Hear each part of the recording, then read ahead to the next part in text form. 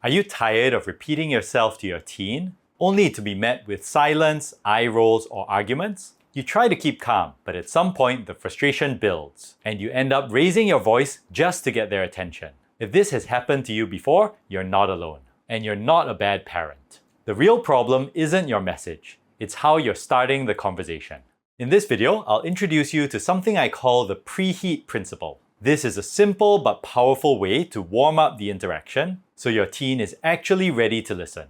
If your teen's emotional oven isn't preheated, it doesn't matter how carefully you've crafted your words. They're not going to have any effect on your teen. And yes, in a short while, I'll explain what baking has to do with parenting your teenager. Here's what we'll cover in this video: what the Preheat Principle is, why it works, especially when you understand how your teen's brain is wired, and how you can use this approach in everyday situations without yelling, nagging, or repeating yourself. By the end of the video, you'll have a new tool in your parenting toolbox, which will help you lower the tension, build connection, and get through to your teen every time. I'm Daniel Wong. I'm a teen coach and I specialize in helping teens to thrive. A lot of the parents I've worked with tell me they're exhausted from repeating themselves. So over time, they get louder. They start handing out consequences or trying to force their teens to change their behavior. But here's what you need to know. The first 15 seconds of a conversation with your teen often determines how the whole conversation will go. If you start off cold with commands or criticism, you're likely to trigger resistance in your teen. The Preheat Principle is about starting off warm. It's about regulating your own tone and approach so that your teen feels safe, not under attack. This isn't about being soft or letting things slide. It's about communicating effectively with your teen. Let's start by taking a look at what's going on inside your teen's brain. According to Dr. Daniel Siegel, who's a professor of psychiatry at UCLA and author of many books, the teenage brain is still under construction. The logical part of the brain, the prefrontal cortex, is still developing.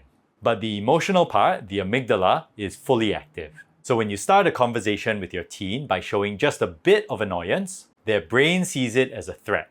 What happens next? Fight, flight, or freeze. That's why you get the door slam, the blank stare, or the defensive outburst. Now here's where the baking metaphor comes in. Have you ever tried to bake cookies without preheating the oven? You follow the recipe exactly, but when the timer goes off, the cookies are raw in the middle. That's what it's like when you try to get through to your teen without warming up the emotional climate first. Even if your message is perfectly reasonable, your teen won't be receptive to it. So let's say your teen leaves their dirty dishes in the living room again.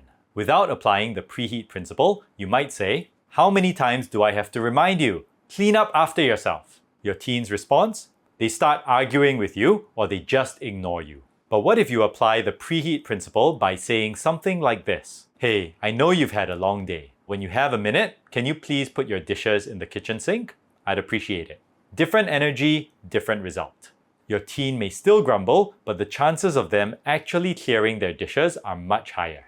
This is because you preheated the conversation so they didn't feel attacked. If you're finding this video helpful so far, please click the like button. And please subscribe to my YouTube channel so you don't miss out on future videos about helping teens to thrive. So how do you apply the Preheat Principle effectively? Here's the simple 3-step process. Step number 1, check the temperature. Before saying anything to your teen, ask yourself these questions. Did they just get home after a long day? Are they in the middle of something that's important to them? Do they look tired or stressed? Instead of launching into what you want to say, try saying this. "Hey, is now a good time to chat for a minute?"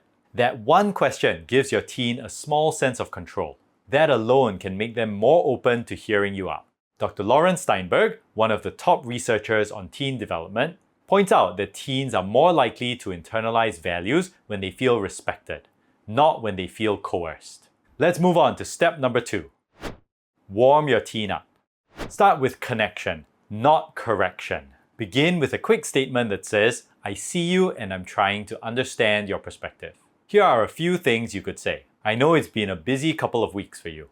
I know you've been under a lot of pressure because of exams. I know you've had a lot going on at school lately." Now you're ready for step number 3. Ease into the ask. At this point, you can bring up what you want to say calmly and clearly. Here are a few examples. "I noticed the trash wasn't taken out last night and the night before. Do you think we can figure out a system that works better? We've talked about our family's screen time boundaries. but it seems like it's been challenging for you to keep to some of them. Can we talk about this? I've noticed we've been having some disagreements lately about when you get your homework done. Can we figure out something that works for both of us? By using this approach, you're inviting conversation, not conflict. And this approach doesn't take more time. It just takes more intentionality, but the payoff is big.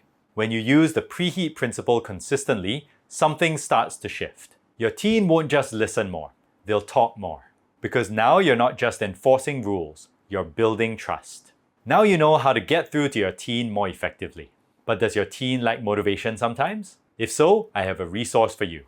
It's this free ebook I've written entitled 16 Keys to Motivating Your Teenager. Visit daniel-wong.com/ebook to download the ebook today. The download link is also in the description. And here's this other video I've created about how to teach your teen to be respectful. In the video, I explain the 5 tips every parent should apply if they want to raise a respectful teenager. You'll find this video useful, so watch it next.